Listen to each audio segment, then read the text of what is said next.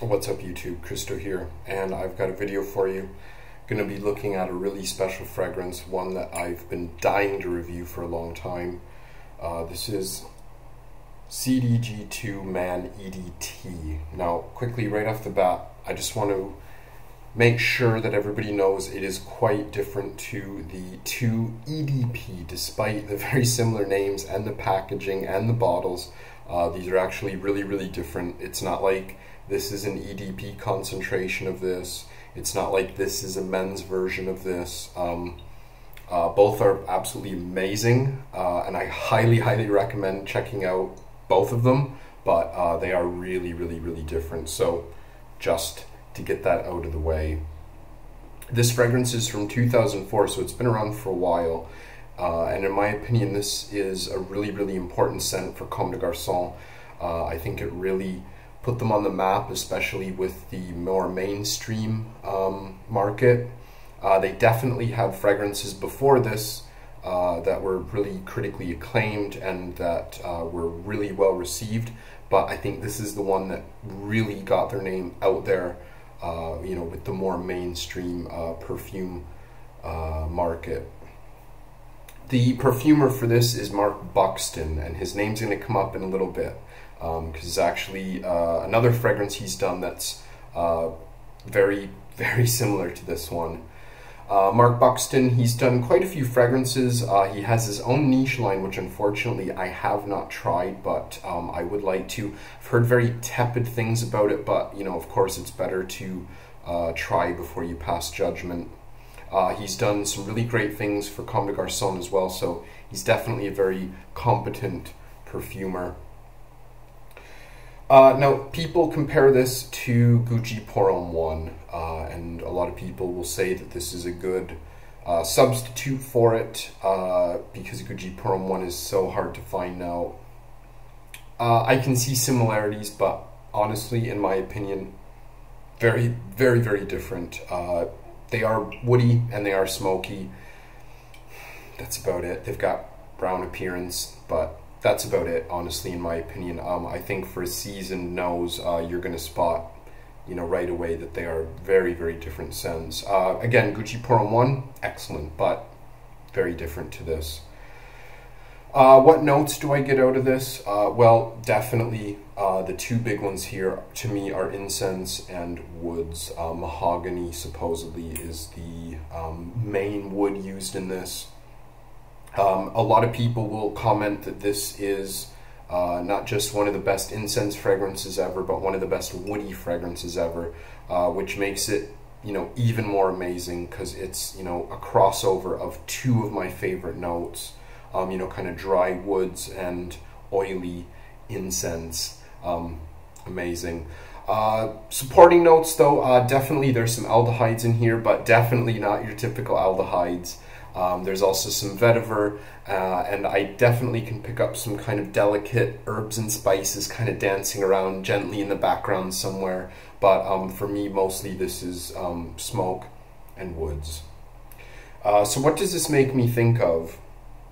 Now, a theme that I get from Comme de Garçons, not just here, but I think it is kind of evident throughout other works of theirs, is spirituality. Definitely, you know, getting in touch with, you know, your inner peace and meditation and, you know, practicing religion, you know, whatever religion that may be. And I definitely get a spiritual feeling out of this. You know, the incense series are an excellent example of Comme de Garçons doing, you know, kind of religious offerings. To me, though, this makes me think of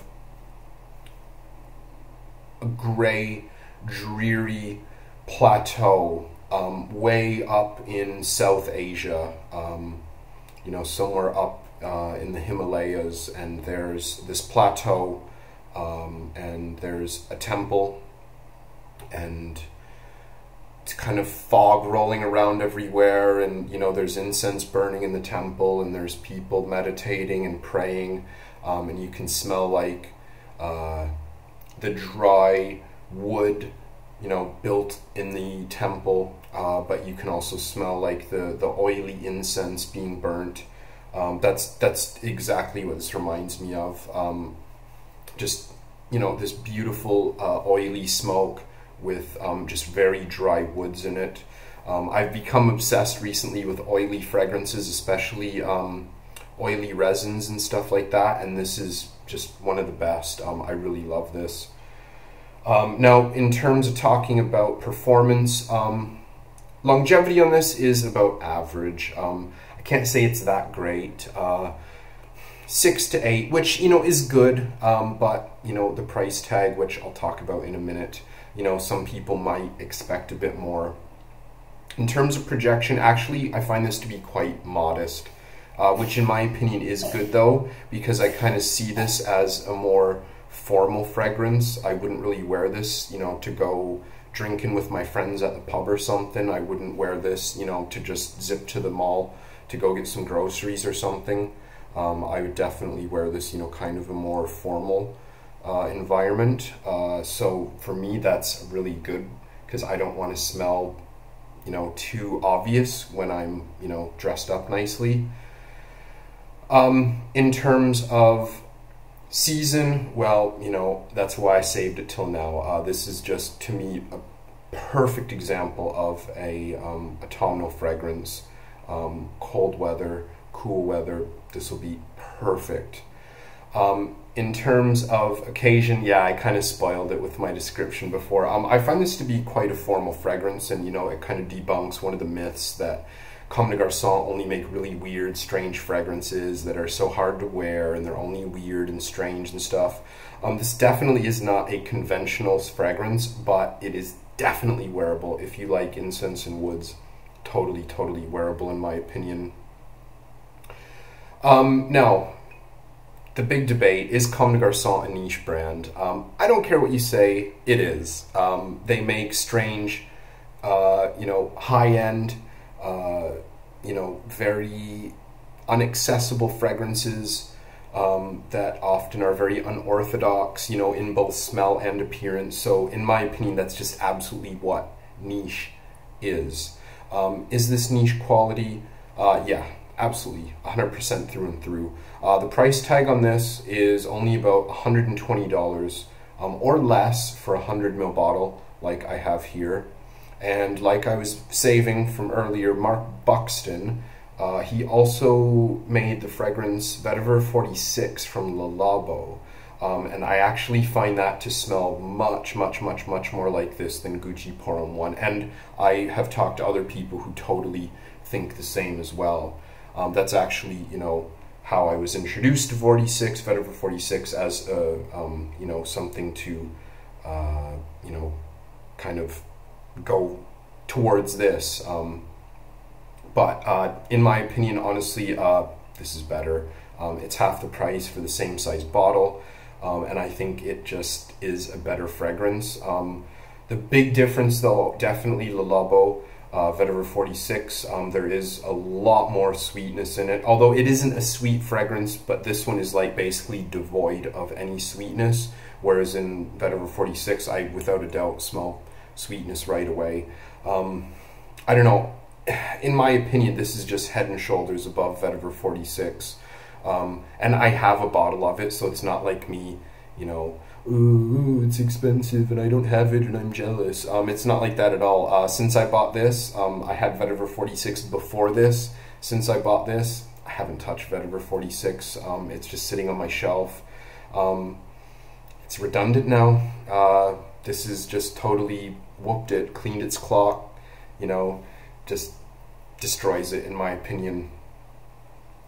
Now, in terms of age and gender, I think, don't let the name man fool you. If you love smoky, woody fragrances and you're a woman, you absolutely must check this out. I think this would smell amazing on a very elegantly or sophisticatedly dressed woman. I think that would be awesome. I love that kind of like a powerful woman wearing, you know, kind of, you know, what would be perceived as a masculine fragrance. I think that would be really awesome. In terms of age, it's kind of like, you know, it is a bit formal in my opinion. and it is a bit weird because it's Comme des Garçons. Definitely not going to appeal to, you know, the young clubbing guy, you know, in college looking to pick up chicks at the club. It's not that kind of scent at all. But if you're a younger guy and you're looking to move into higher end, you know, maybe experiment with something a bit weird, this is a great starting point, and, you know, it could end up making your all-time list. To me, this is like just absolutely one of the best from one of the best fragrance houses, in my opinion. I'm just madly in love with Comme des Garçons, and this I would probably put in my top 5, maybe even 3 from Comme des Garçons. That's how much I really genuinely love it. Quickly though, I almost forgot, this is kind of cool. I love it. This is just another quirk that I really love of Comme des Garçons. Their packaging. This is the box for 2-man, and you know, the box looks fairly standard.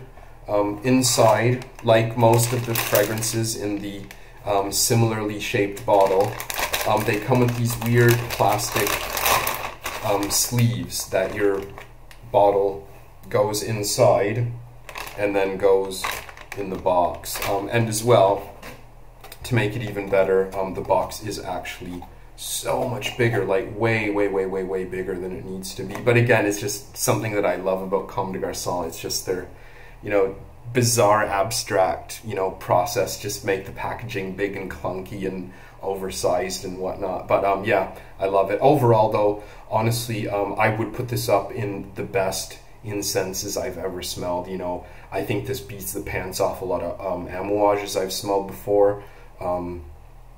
It's up there with the best woody fragrances I've ever smelled. There's definitely some vetiver in here, but it's not like a very typical vetiver note. If you're familiar with vetiver 46 and you haven't tried this, and you like vetiver 46, this is an absolute must. I very well think you could end up liking this more as well, like I do. So anyways, Comme des Garçons, Man 2, EDT, whatever way it goes, whatever order. One of my all-time favorites. What do you think of it? Do you love it as much as I do? Or do you think it's just another boring, mass-marketed, woody, smoky fragrance? I can't imagine many people think that, but I'm sure some do. So, what are your thoughts? Be sure to let us know. Take care, and I'll see you again soon.